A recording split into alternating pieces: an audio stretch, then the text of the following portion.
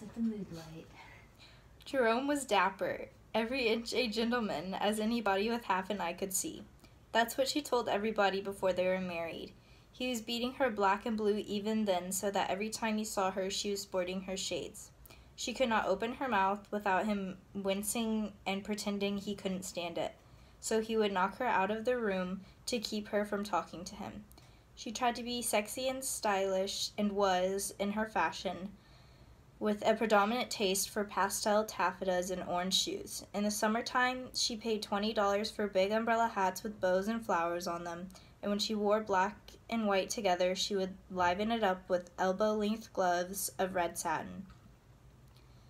She was generally undecided when she woke up in the morning whether she really outstripped the other girls in town for beauty, but could convince herself that she was equally good-looking by the time she had breakfast on the table. She was always talking with a lot of extra movement to her thick, coarse mouth with its hair tufts at the corners, and when she drank coffee, she held the cup over the saucer with her little finger sticking out while she crossed her short, hairy legs at the knees. If her husband laughed at her high heels, she teetered and minced off to church on Sunday mornings with her hair greased and curled and her new dress bunching up at the top of her girdle. She pretended his eyes were approving. Other times when he didn't bother to look up from his books and only muttered curses if she tried to kiss him goodbye, she did not know whether to laugh or cry. However, her public manner was serene.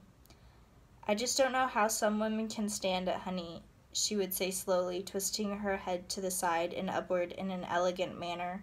"One thing my husband does not do," she would enunciate grandly.